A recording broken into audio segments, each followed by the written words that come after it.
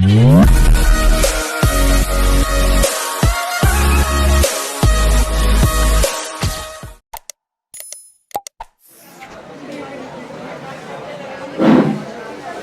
सभी स्टूडेंट आज के क्लास में पढ़ने जा रहे हैं application of Kohlrausch law, application number 2, 3 and 4। आज हम पढ़ने जा रहे हैं कोलराउस के उपयोग के अंतर्गत। तो पहला एप्लीकेशन हमने पिछले क्लास में आपको समझाया था, जिसमें आपने किसी दुर्बल विद्युत अपघट्ट की अनंत अनुता पर मोलर चालकता किसी सबल विद्युत अपघट्ट की मोलर चालकता की सहायता से ज्ञात किया था। और आज एप्लीकेशन नंबर 2 पढ़ने जा रहे हैं, जिसमें आप वियोजन की मात्रा की गणना करने के लिए सीखेंगे। तो सबसे पहले आप सभी स्टूडेंट को बता दें कि वियोजन की मात्रा कैसे निर्धारित की जाती है और क्या होता है। किसी भी पदार्थ के लिए आयन में वियोजित हुए कुल अणुओं की संख्या और कुल लिए गए अणुओं की संख्या के अनुपात को वियोजन की मात्रा कहा जाता है। ये 11th क्लास के कॉन्सेप्ट के अनुसार, लेकिन आज 12th के कॉन्सेप्ट के अनुसार, इस इलेक्ट्रोकेमिस्ट्री के कॉन्सेप्ट के अनुसार अब पहली बार डिग्री और डिसोसिएशन वियोजन की मात्रा पढ़ने जा रहे हैं। तो आपको बता दें कि एप्लीकेशन नंबर 2 का मेन थीम, मेन कॉन्सेप्ट क्या है, मेन उपयोग क्या है। किसी दुर्बल विद्युत अपघट्ट की वियोजन की मात्रा को निर्धारित करने में कोलराउस के नियम का उपयोग किया जाता है। कैसे किया जाता है ये आपको बारीकी से आज सीखना है। देखिए, वियोजन की मात्रा पहले होती क्या है। किसी दुर्बल विद्युत अपघट्ट के वियोजन की मात्रा, आपको बता दें कि वियोजन की मात्रा को अल्फा द्वारा सूचित करते हैं। किसी भी सांद्रता पर मोलर चालकता, आपको पता है मोलर चालकता आप दो तरह का पढ़ चुके हैं, एक किसी भी सांद्रता पर पढ़ लिए और एक अनंत अनुता पर। किसी भी सांद्रता वाला मोलर चालकता का सूत्र होता है कप्पा इंटू 1000 बाई मोलरिटी। यहाँ पर कोई टर्म कंडीशन नहीं है, कभी भी किसी भी सांद्रता पर ये मोलर चालकता निकाली जाती है। लेकिन जब हम अनंत अनुता पर बात करेंगे तो हमेशा कोलराउस के नियम से ही निकलेगा। और आप अच्छे से जानते हैं कि वहाँ कोलराउस के नियम से जो अनंत अनुता पर निकलता है v plus lambda plus infinity v minus lambda minus infinity है। दोनों मोलर चालकता, लेकिन एक है अनंत अनुता पर तो एक है किसी भी सांद्रता पर।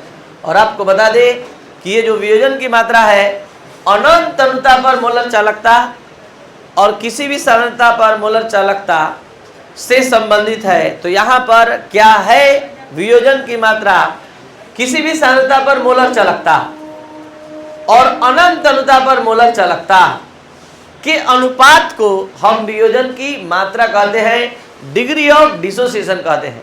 तो ऊपर वाला lambda m kappa into 1000 by molarity से आएगा, नीचे वाला लांबा m इन्फिनिटी बिना कोलराउस के नियम के निकल ही नहीं सकता है। तो यहाँ पर कैसे कोलराउस के नियम का उपयोग हो रहा है पहले ये भी जानना जरूरी है, क्योंकि आप निकालने जा रहे हैं अल्फा का मान और बिना कोलराउस के नियम से ये निकलेगा ही नहीं। कोलराउस का नियम का हेल्प लेना ही पड़ेगा, तभी आप निकाल पाएंगे। तो ये था आपका अल्फा, वियोजन की मात्रा। अब हम यहाँ से इलेक्ट्रोकेमिस्ट्री का कॉन्सेप्ट इंसर्ट कर रहे हैं, यानी कि कोलराउस के नियम का। तो यहाँ अल्फा बराबर लांबा m और lambda m infinity. Lambda m infinity क्या है, स्पष्ट लिखा हुआ है, अनंत अनुता पर मोलर चालकता है। और लांबा m c क्या है, किसी भी सांद्रता पर। और यहाँ अल्फा का मान निकालने के लिए आपको कोलराउस का नियम का उपयोग करके लांबा m इन्फिनिटी का मान निकालना होगा। और लांबा m c का मान कहाँ से आएगा, कप्पा इंटू 1000 बाई मोलरता के सूत्र से। तो सीधे साधे शब्दों में वियोजन की मात्रा क्या है इस चैप्टर में, किसी भी सांद्रता पर मोलर चालकता और अनंत अनुता पर मोलर चालकता के अनुपात को वियोजन की मात्रा कहा जाता है। तो ये है आपका एप्लीकेशन नंबर 2, जिसमें दुर्बल विद्युत अपघट्ट की वियोजन की मात्रा आपने निकालने के लिए सीखा। अब आप पढ़ने जा रहे हैं एप्लीकेशन नंबर 3, किसी दुर्बल विद्युत अपघट्ट के विघटन स्थिरांक के मान की गणना। इस टॉपिक का संबंध कहाँ से है, हर एक पढ़ाई का संबंध, हर एक टॉपिक का संबंध धीरे धीरे लग रहा है कि 11th क्लास से है। और बहुत सारे स्टूडेंट डायरेक्ट 12th में एडमिशन ले लेते हैं और पता चलता है कि उनका सारा कॉन्सेप्ट रिलेटेड है 11th क्लास से। जैसे देख लीजिए, एप्लीकेशन नंबर 3 पढ़ने जा रहे हैं विघटन स्थिरांक। अलग से हम अगर न सिखाएं, न बताएं, तो आपका पढ़ाई 50% ऊपर चला जाएगा। इसलिए ध्यान से आप समझेंगे जैसे एक छोटा सा एग्जाम्पल, x प्लस वाई ए रो m प्लस n। आप सभी स्टूडेंट के पास इतना कैपेसिटी हम दे दिए हैं कि आप इसका साम्य स्थिरांक या विघटन स्थिरांक बराबर लिखवा सकते हैं, जैसे द्रव्यमान क्रिया के नियम से लिखवाते थे। बोलिए, m की सक्रिय मात्रा, n की सक्रिय मात्रा, x की सक्रिय मात्रा और तो यहाँ ये जो कॉन्सेप्ट मिला ये 11th क्लास से मिला। अब अलग से एक और चीज यहाँ बता दें, विद्युत अवघट्य दो प्रकार का होता है, एक सबल और एक दुर्बल। अब दोनों में क्या अंतर है, क्या कॉन्सेप्ट है, ध्यान से आप समझ लेंगे तभी इस एप्लीकेशन को समझने के लायक होंगे। जो भी टॉपिक होता है, जिस चीज से रिलेटेड होता है, हम पहले उसको पूरा अच्छा से देकर ही उसमें इन करते हैं, ताकि आपको पढ़ाई में कहीं भी दिक्कत न हो। ए भी थोड़ा देर के लिए मान लेते हैं कि सबल विद्युत अवघट्य है, तो सबल मानने का मतलब है कि पूरा पूरा अपने अवयवी आयन में टूट जाएगा। ये तो बोलकर समझाएं, अब मैथमेटिकली समझा रहे हैं। हमने मान लिया कि इसका हमारे पास 10 मोल है, सबल है, तो कैसे है प्रूफ कर रहे हैं। तो अभी ये जल में नहीं घुले हैं, जैसे ही जल में घुलेंगे तो ये अपने आप को 0 कर लेगा और ये 10 मोल में टूट जाएगा। तो कुछ स्टूडेंट कम दिमाग के हैं जो बोलेंगे कि 10 मोल लिए थे 20 मोल कैसे बन गया। तो आँख खोल कर देखिए, ये आयन है और ये अणु है, ये हाथ है और ये पूरा शरीर है। दोनों हाथ से मिलकर तब शरीर बनता है। ये नहीं कि मतलब एक हाथ से शरीर, तो आप उसको आधा अधूरा कहेंगे। तो ये जो आयन है और ये दोनों आयन मिलेगा 10 मोल, तब इसके 20 मोल का नहीं 10 मोल का ही निर्माण होगा। तो ये आयन उसका एक भाग है छोटा सा। तो अभी हम किस विद्युत अवघट्य का बात किए, सबल की दुर्बल। तो सबल का कॉन्सेप्ट हमने क्या दिया कि जैसे ही वियोजित होगा अपने आप को 0, यानी पूरा पूरा अपने अवयवी आयन में टूट जाएगा। लेकिन दुर्बल के साथ ये बात नहीं है। दुर्बल के साथ क्या बात है, जरा ध्यान से समझेंगे सभी स्टूडेंट। 10 मोल, इतना तो पता है कि दुर्बल विद्युत अवघट्य वह विद्युत अवघट्य होता है जो अपने अवयवी आयनों में पूर्ण रूप से वियोजित नहीं होता है।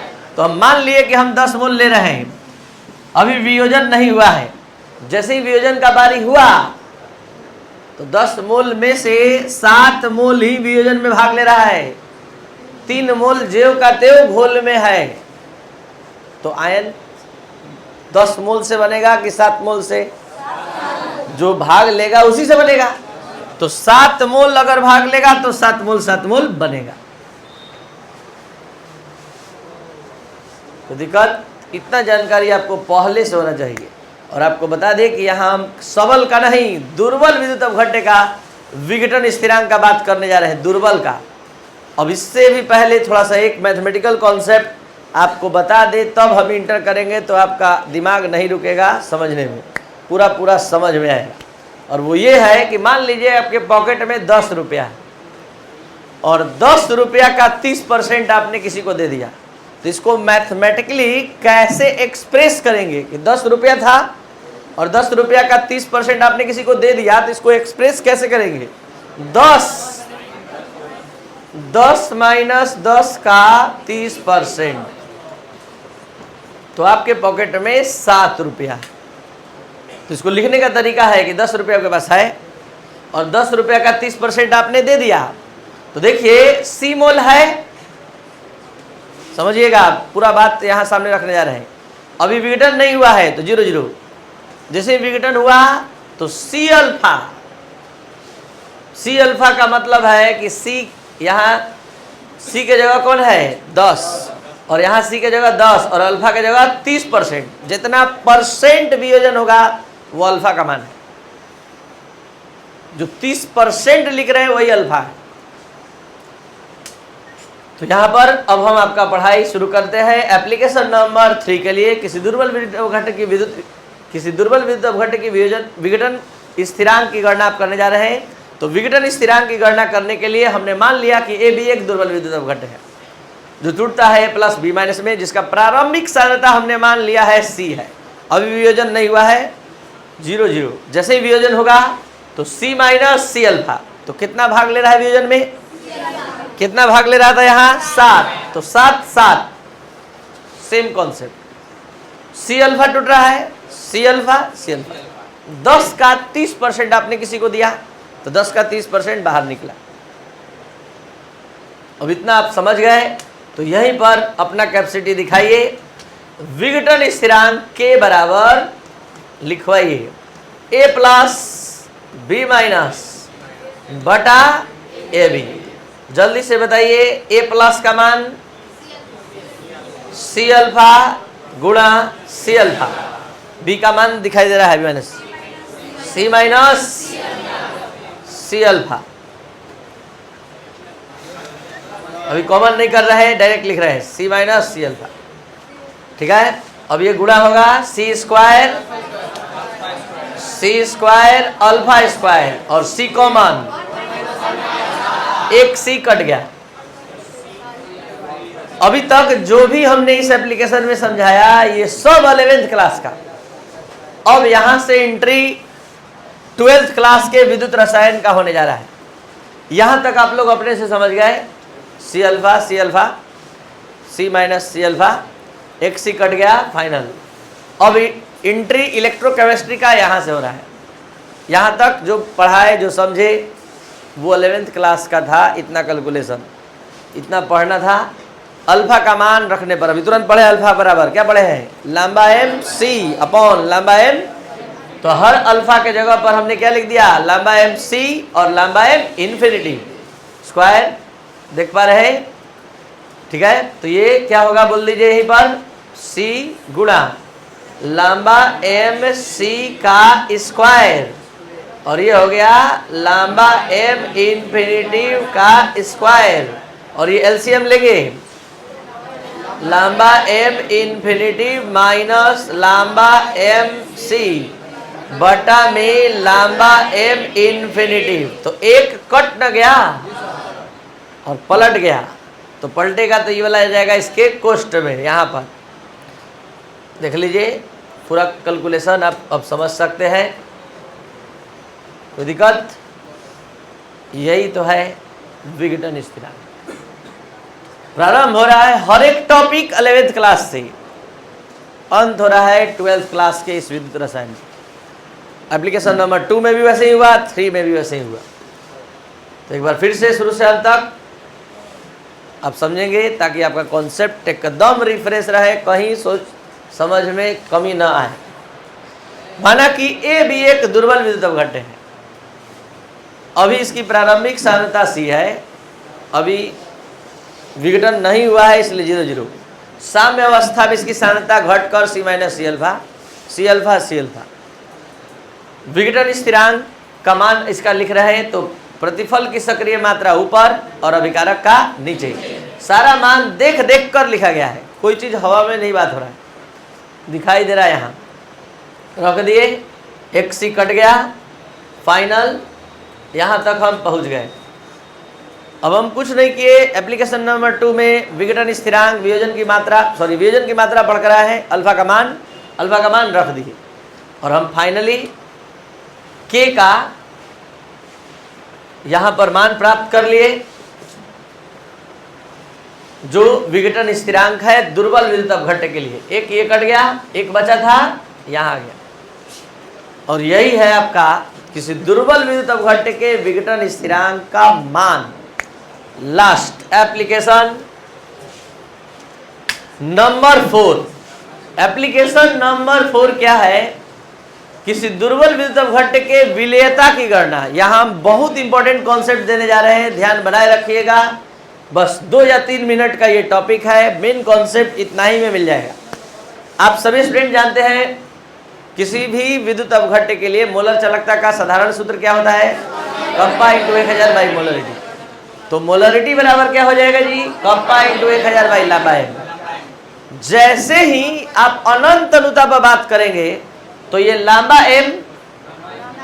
एम इन्फिनिटिव के बराबर हो जाएगा। अनंत अनुता पर बात करेंगे तो लंबा एम किसके बराबर हो जाएगा? और लंबा एम इन्फिनिटिव कहां से मान आता है? कोलराउस के नियम से। तो ये कोलराउस के नियम से जैसे ही निकाला जाएगा अनंत अनुता पर, तो आपको बता दें कि अनंत अनुता पर मोलरता पूरा विलेयता के बराबर होगी। ये विलेयता मोलरता क्या है आप अच्छे से जान रहे हैं। मान लीजिए हम यहाँ एक बोतल पर इस तरह से लिखकर चिपका दें 10 ग्राम प्रति लीटर HCl, तो आप इसका मतलब क्या समझेंगे? 1 लीटर में कितना ग्राम? तो इसकी विलेयता यही ना है कि 1 लीटर में 10 ग्राम विलेय है, लेकिन ये जनरल लैंग्वेज है, एक आम आदमी भी इसको समझ सकता है। लेकिन स्टैंडर्ड लैंग्वेज में एक्सप्रेस करना चाहते हैं तो इस ग्राम को मोल में बदलना होगा। जैसे ही मोल में बदलिएगा, इस तरह से लिखिएगा कि 5m HNO3, तो आप m का मतलब अच्छे से जानते हैं, मोल पर लीटर। अब आप बोलने लगे कि 1 लीटर में कितना मोल है? 5 मोल है, तो ये मोलरता अब हो गया। तो विलेयता को ग्राम पर लीटर में भी एक्सप्रेस कर सकते हैं, मोल पर लीटर में भी एक्सप्रेस कर सकते हैं। लेकिन मोल पर लीटर में जब एक्सप्रेस करेंगे तो वास्तव में वो क्या है? मोलरिटी है। अब मोल पर केजी में करेंगे तो मोललता है, छोटा m है। तो यहाँ कौन सा m लिखे हैं? जिसका फुल फॉर्म मोल पर लीटर। तो हम बताने जा रहे हैं कि जब हम अनंत अनुता पर बात करते हैं तो जो मोलर चालकता है वो अनंत अनुता पर मोलर चालकता के बराबर हो जाता है। तो इसका मान कोलराउस के नियम से आता है, और जो मोलरता है वही विलेयता होता है। तो जो हम मोलरता का सूत्र निकाल के रखे हैं वही किस चीज का सूत्र हो गया? विलेयता का। और यहाँ पर लांबा m की जगह लांबा m इन्फिनिटिव हो गया। अब आप बताइए, यहाँ जो हम आंसर निकालेंगे वो किस चीज का निकालेंगे? मोलरता का निकालेंगे। तो आंसर किस चीज में आएगा? मोल प्रति लीटर में। और क्वेश्चन में दे रहा है कि आप विलेयता की मान की गणना ग्राम प्रति लीटर में करिए। तो क्या करिएगा? जो मोल प्रति लीटर, सपोज दैट 5 मोल प्रति लीटर आंसर आ गया, ठीक है। तो आप इस मोल को ग्राम में बदलना जानते हैं, बस कुछ नहीं करना है, अणुभार से गुणा कर देना है। ग्राम को मोल में बदलने के लिए अणुभार से भाग दिया जाता है। तो मोल को ग्राम में बदलने के लिए बताइए, तो 5 मोल प्रति लीटर NaOH है, तो ग्राम में कितना हो जाएगा? 5 × 40 ग्राम प्रति लीटर, यानी 200 ग्राम प्रति लीटर। तो जब विलेयता को ग्राम प्रति लीटर में एक्सप्रेस करना होता है तो हम उसमें अणुभार से मोलर द्रव्यमान से क्या करते हैं? गुणा कर देते हैं। और गुणा करने पर वो विलेयता का मान मोलर मतलब कि मोल प्रति लीटर से बदलकर ग्राम कर देते हैं। तो ये था आपका आज का क्लास। अगर आप अच्छे से इससे सेटिस्फाइड हुए, समझ में आया, तो जरूर इसको शेयर और सब्सक्राइब करें और इंडिया के कोने कोने तक पहुंचाने में इस ऐप को हेल्प करें, जिसका नाम है केमिस्ट्री का मतलब राजेश सर, जिसके माध्यम से हम सारा प्रोवाइड दे रहे हैं या दे पा रहे हैं। Thank you. चलिए।